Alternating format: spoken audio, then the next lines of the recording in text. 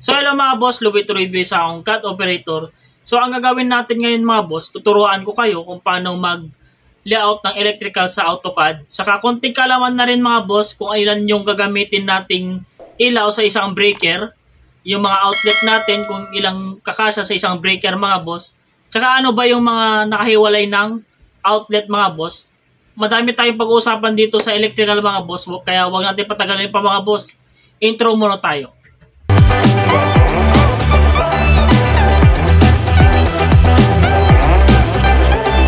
So, simulan natin mga boss. Bago tayo magsimula mga boss, dapat alamin muna natin yung electrical symbols na gagamitin natin.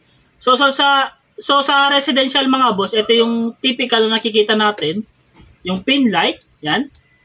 Ceiling light, wall lamp, fluorescent, convenient outlet, weather roof outlet. Itong weather roof outlet mga boss, ito yung nakikita natin na outlet doon sa labas ng bahay natin.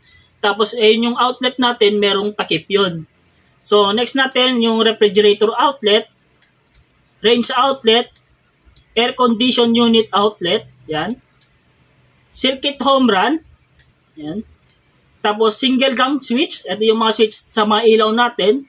Double gang switch, 3 gang switch, ayan. Yung hidden line natin mga boss, yung switch line ng mga boss, ito yung hidden line ko, yan. Tapos yung wire naman doon sa outlet natin mga boss, ito yung ginagamit ko. Tapos doon sa mga wire natin, doon sa mga ilaw natin, ito yung ginagamit ko mga boss. Tapos next natin is yung load panel natin mga boss. Yung load panel natin mga boss, dito natin nilalagay yung mga breaker natin.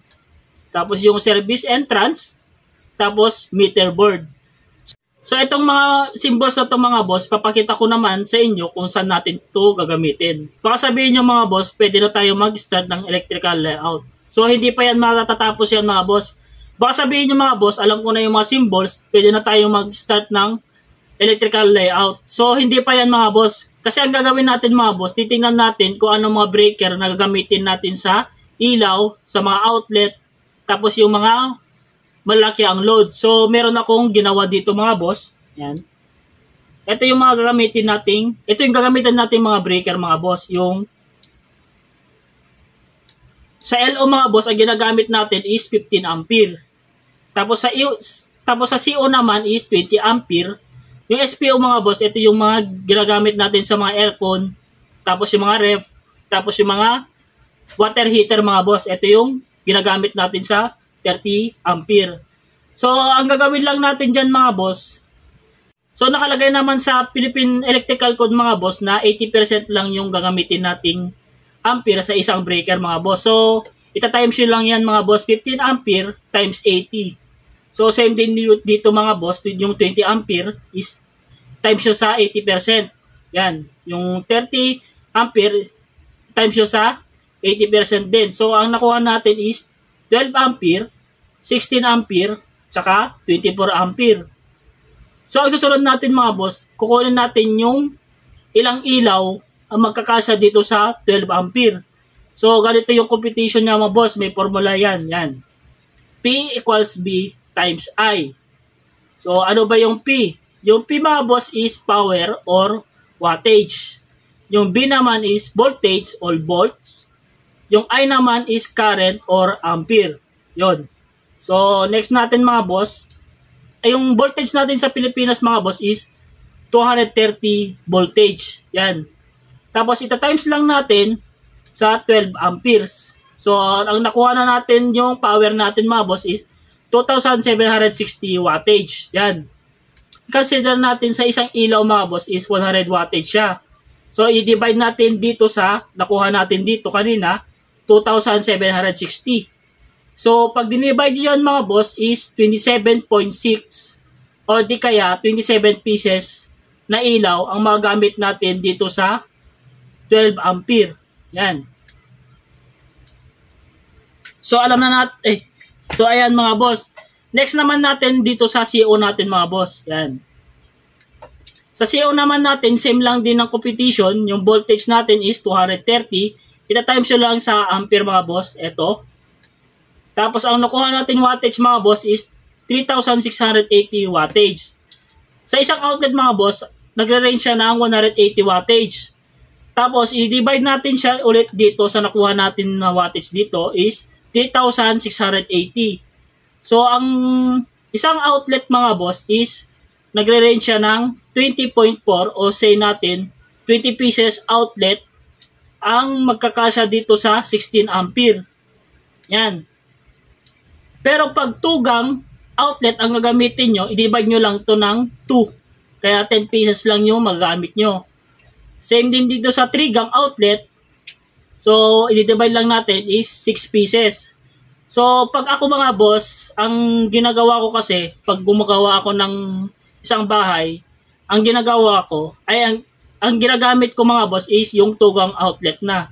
Or yung 1 gang outlet. Bira lang ako gumagamit nung 2 gang outlet kasi nga, pag nagsaksak ka ng madami mga boss, yung tatlo, syempre yung mga saksakan, yung mga ano mo, kunwari charger mga boss, dikit-dikit yan, di ba? Nagkakadikit-dikit. So, mas maganda yung 2 gang outlet yung gamitin nyo para medyo may space siya. So, yun lang mga boss. So, punta naman tayo dito sa eto mga boss, itong SPO, iba din competition niya. Kunwari, siguro mag-ano na ako ng explanation dito ulit, ng competition. So, ang gagawin muna natin kasi yung layout natin is itong LO, tsaka CO. Tsaka na tong SPO natin, i-explain ko din ulit to. Pagkatapos na, i-explain ko din to sa part 2 natin. So, ang gagawin natin mga boss, syempre, itong mga boss, 27.6 or 27 pieces na ilaw yung gagamitin natin sa isang breaker. Itong 27 pieces mga boss, nakadepende din sa design ng bahay mga boss. Kunwari, ito mga boss, yung breaker ko, kunwari, sample lang mga boss, yung breaker ko, isa lang. Tapos, nilagyan ko ng 27 pieces na ilaw to.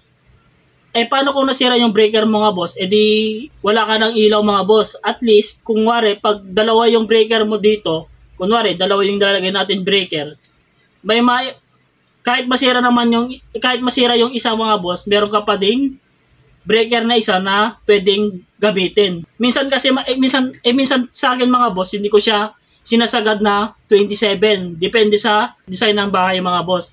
So ayun lang mga boss, sana na-share ko yung kaalaman ko sa electrical bago tayo gumawa ng electrical layout mga boss. Kasi ayun yung ang ginagawa kasi natin, so siguro karamihan sa atin mga boss, ang ginagawa natin kasi mga boss, kinakopy lang natin yung mga ibang drawing tapos doon na lang tayo nagbe-base.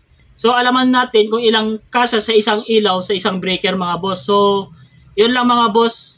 Sa part 2 natin mga boss, magle-layout na tayo ng electrical layout sa AutoCAD. So hanggang sa muli mga boss, sana meron kayo ulit natutunan sa akin. So hanggang dito na lang ulit mga boss, sana meron kayo natutunan dito sa video natin ngayon. Sa susunod na part 2 natin mga boss, mas madami pa tayong malalaman sa electrical. So hanggang sa muli mga boss, paalam na.